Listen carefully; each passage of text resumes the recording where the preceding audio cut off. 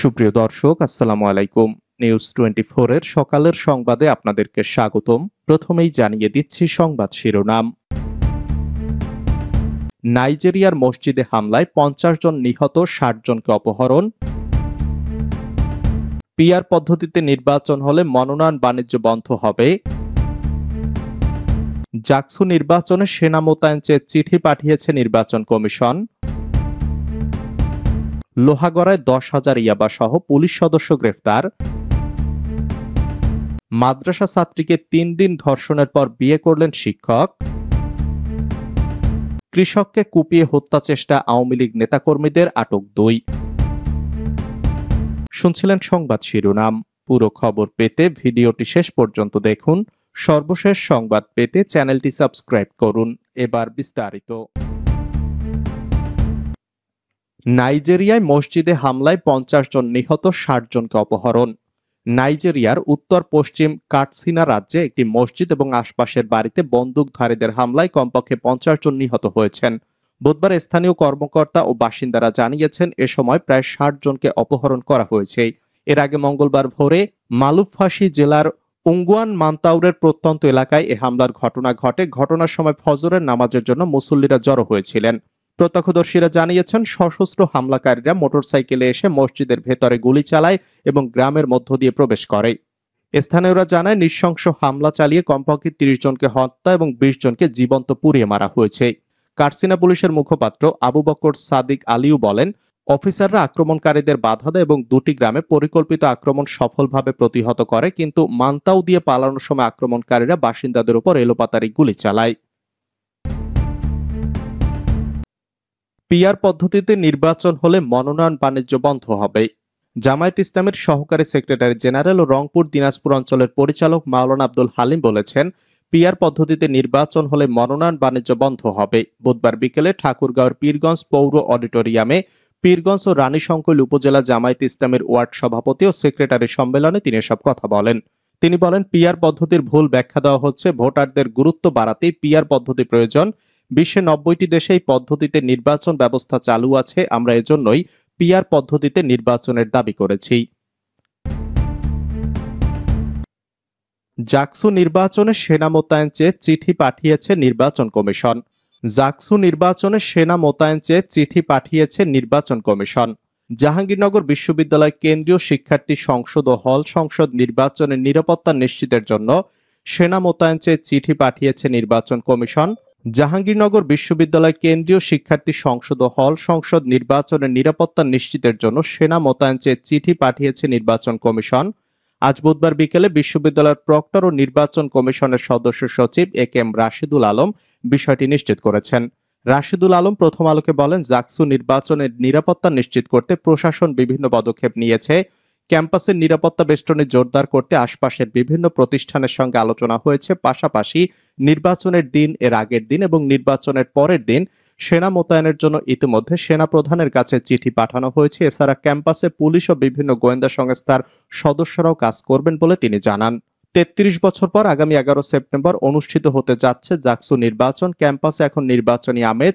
গত 18 ও 19 আগস্ট জাকসু ও হল সংসদ নির্বাচনের জন্য 328 জন মনোনয়ন ফর্ম সংগ্রহ করেছেন। আগামীকাল বৃহস্পতিবার বেলা 2টা পর্যন্ত মনোনয়নপত্র সংগ্রহ করা যাবে এবং বিকেল 4টা পর্যন্ত মনোনয়নপত্র জমা দেওয়া যাবে।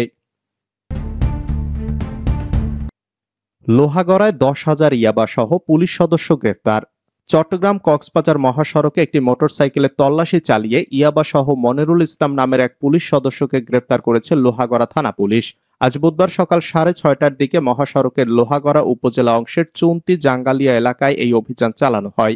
গ্রেফতার মনিরুল কক্সবাজারের রুখিয়া উপজেলার বাসিন্দা। তিনি পুলিশের বিশেষ শাখার সদস্য এবং সিএমপির কোতোয়ালি জোনে কর্মরত। অভিযানে তার কাছ থেকে 10,000 ইয়াবা বড়ি উদ্ধার করা হয় এবং ইয়াবা পরিবহনে ব্যবহৃত মোটরসাইকেল জব্দ করা হয়। মাদ্রাসা ছাত্রীকে 3 দিন ধর্ষণের পর বিয়ে করলেন শিক্ষক।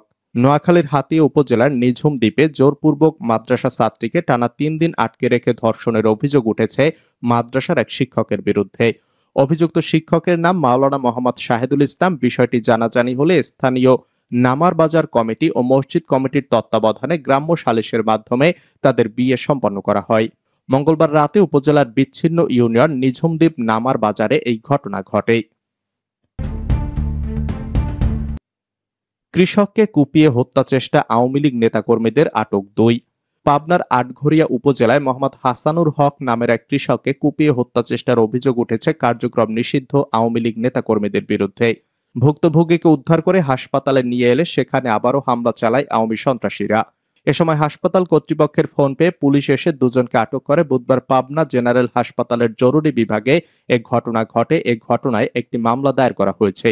আটককৃতরা হলেন একদন্ত ইউনিয়নের চবিবাড়ির ত্রিমোহনী এলাকার হাশেম মুন্সির ছেলে খায়রুল ইসলাম ও মৃত রোস্তম মুন্সির ছেলে হাশেম মুন্সি। উভয় কক্ষে পিআরের দাবিতে আন্দোলনের হুঁশিয়ারি জামায়াতের। নতুন বাংলাদেশ গঠনে এরই মধ্যে জুলাই সনদের খসড়া চূড়ান্ত করেছে জাতীয় ঐকমত্য কমিশন। এরপর তা রাজনৈতিক দলগুলোর কাছে পাঠিয়েছে কমিশন। তবে পিআর পদ্ধতি সহ সংবিধান পরিবর্তনের সঙ্গে যুক্ত গুরুত্বপূর্ণ কয়েকটি প্রস্তাব নিয়ে বড় রাজনৈতিক দলগুলোর মধ্যে মতানৈক্য রয়েছে। বিশেষ করে দেশের অন্যতম প্রধান দল জামায়াত ইসলামী জাতীয় নির্বাচনে প্রাপ্ত ভোটের ভিত্তিতে সংসদের উচ্চ ও নিম্নকক্ষে পিআর পদ্ধতি চায়। পিআর ছাড়া নির্বাচন হলে আন্দোলনের ঘোষণা দিয়েছে দলটি। জামায়াত ইসলামের দাবি, পিআর পদ্ধতি চালু হলে জনগণের ক্ষমতায়ন হবে, এর ফলে দুর্নীতি কমবে। দলটির নায়েবে আমির অধ্যাপক মুজিবুর রহমান বলেন, পিআর পদ্ধতি ছাড়া ভালো নির্বাচন হবে না, ফলে আমরা যতদূর সম্ভব তা বাস্তবায়ন করার চেষ্টা করব। সর্বশক্তি দিয়ে সে চেষ্টা করবে জামায়াত।